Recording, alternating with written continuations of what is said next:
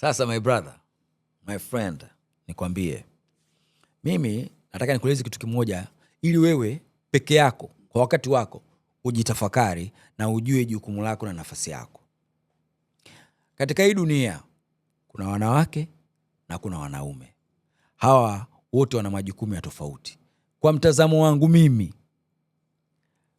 mwanamke ana kazi yake moja kubwa sana, nitakuelezea. Na mwanaume ana kazi yake moja kubwa sana, nitaielezea. Sasa nianze na mwanaume, kwa sababu ya kwake sidhani kama ina ugumu kama mwanamke. Nadhani mimi kwa mtazamo wangu, mwanaume yuko duniani kuijenga dunia na kuiwajibikia dunia. Tunayoyaona kwa macho, majengo, barabara na shughuli mbalimbali zinazoonekana duniani ni shughuli za mwanaume. Hizo ni za kwake. Wanaweza akawa wanazifanya wanawake. Naomba nikwambie, ni kwa sababu wanaume hawajataka kuzifanya kazi zao vizuri. Umenyelewa? Inabidi wanawake watusaidie. Si sawa. Lakini ndio dunia tunayoishi siku ya leo, sawa? Sasa nikwambie kazi ya mwanamke. Kazi ya mwanamke ni kubwa sana, kwa sababu kazi ya mwanamke ni kutengeneza kizazi cha kesho. Mwanamke huyu anatakiwa atafute dume sahihi, limpe mbegu sahihi, aitunze hiyo mbegu ikiwa tumboni mpaka ikamilike miezi 9, amzae huyo mtoto, amtunze huyu mtoto mpaka afikie kuwa mtu mzima, ili aweze kumuingiza katika dunia, akawajibike kwa nafasi ambayo atakuwa amemtoa. Kama ni wa kike, akaendeleze kile alichokifanya mama yake. Kama ni wa kiume, aweze kuingia kwenye kulijenga taifa ama dunia. Umeelewa ndugu yangu haya majukumu? Sasa nikueleze mdogo wangu, kwa nini nakwambia kazi ya mwanamke ni ngumu? Kwa sababu anatakiwa atengeneze kizazi cha kesho.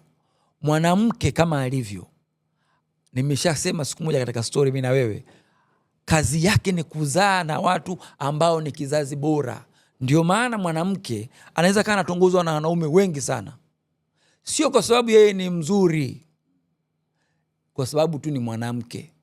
Hawa wanaume watamtongoza ili yeye, katika wale wanaume wengi wanaomtongoza, anatakiwa kuangalia the right male candidate, dume lililo sahihi.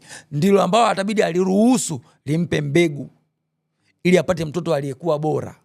Sasa kama utaratibu huu ukiendelea, maana yake kadri tunavyozidi kwenda tunapata generation iliyokuwa bora.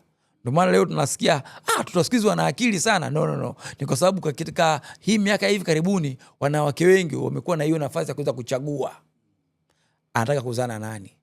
Ingawa uchaguzi huo una mapungufu makali sana. Zamani uchaguzi ule ulikuwa unahusisha familia. Siku hizi wanawake wanachagulia wenyewe. Na nitakwambia mapungufu yaliyopo katika hili swala. Mwanamke nimekwambia anapotongozwa na wanaume wengi, haimaanishi kwamba yeye ni mzuri, hapana. Anatakiwa aangalie katika wale wanaume yupi mwenye sifa za kutosha. Na wanawake walipewa kitu kinachoitwa natural instincts ambazo ziko very strong. Mwanamke anatakiwa unapomtongoza anajua kabisa wewe lengo lako tu ni kula mzigo. Anajua wewe lengo lako ni kuwa naye anajua. Sasa mwanamke anatakiwa angalie vitu gani kwako. Je, huyu mwanaume anaonekanaje? Ana muonekano mzuri? Ana afya? Ni mchapa kazi? Ana tabia nzuri? Yaani kuna vitu anavyoviangalia pale vya kuweza kukamilisha kwamba huyu mwanaume sasa anafaa kuwa baba. Akubaliane na wewe ili upate watoto. Apate yeye watoto, sio wewe upate watoto. Yeye ndio anaamua kupata watoto.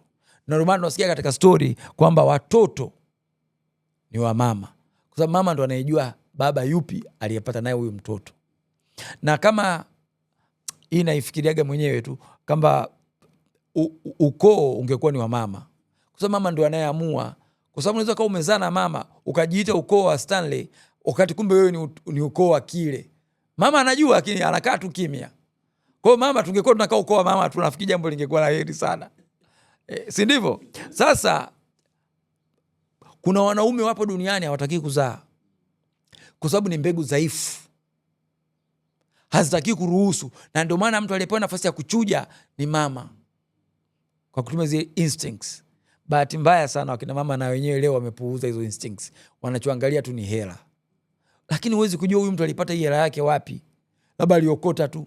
Leo unaona na hela, unamwachia, unazaa, unaendeleza kizazi dhaifu.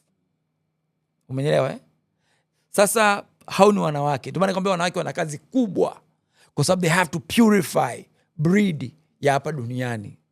Lakini bahati mbaya sana mazingatio hapo ni machache sana, kwa sababu wakina mama na wenyewe wapo ambao bado wanazingatia, lakini wengi wanaangalia tu hela, wanaendelea kuzaa watu ambao ni dhaifu. Na hata mwenyewe ukituliza akili yako ukaiangalia jamii ya leo, kuna watu mchanganyiko sana, kwa sababu kuna mambo ya kuzingatiwa. Wanaume walivyoumbwa, wao watatuongoza tu, kwa sababu lengo lao ni moja, kukojoa. Na wanajua kikojoa wamefanya bahati nasibu, aidha mimba itapatikana ama isipatikane. Na ukitaka kujua hawa watu wawili wanaoperate kwa kutumia akili mbili tofauti, mwanamke nimekwambia anachagua yeye, mwanaume anaongozwa na nye. Ndio maana ni rahisi sana kumkuta mwanamke kichaa amepitiwa mimba na mwanaume mwenye akili tu timamu, ukashindwa kuelewa huyu boss kabisa alikuwaje akampanda mwanamke ambaye ni kichaa na kumtia mimba. Ni kwa sababu mwanaume pale alikuwa anaongozwa na nyege, anatakiwa tu akojoe yaishe. Na uwezi kukaa ukakuta eti mwanaume kichaa amefanikiwa kumtia mimba mwanamke mwenye akili. That will never happen, kwa sababu mwanamke anachagua dume lipi akutane nalo, kama akiamua kufuata natural instincts. Achana huyu ambaye anaamua kuangalia pesa, atapata mimba tu, atapata mtoto tu, lakini kulikuwa kuna mazingatio mengi. Kwa dunia yetu ina mambo mengi ambayo yanapwaya, lakini hii haya yote yangeweza kunyooshwa kama jamii ingekubali kunyoosha. Sasa siku hizi kuna mambo mengi hapo ndani, haki za binadamu, sijui nini, mambo mengi sana. Wakati naomba tu nikwambie ukweli, kama unataka kizazi kilichokuwa bora, lazima uzingatie. Kama wale ambao mnakumbuka mmekulia kijijini, kulikuwa kuna sehemu unasema hivi, nenda kwa mzee fulani ndo ana dume zuri la ng'ombe. Kwa hiyo watu wote walikuwa wanaenda kupandisha pale. Unakuta watu wana madume madogo madogo, wana madume mengine, lakini kwa nini walikuwa wanaenda kupandisha kwenye dume lilokuwa moja tu? Maana yake wanataka mbegu iliyokuwa bora. Amini usiamini, katika hii dunia kuna wanaume wengi wapo kwa ajili ya kuijenga tu dunia, wakufe waende, si lazima wazae. Ni madume machache yaliyokuwa bora tu ndio yanatakiwa yaendeleze kuleta mbegu zilizokuwa bora hapa duniani.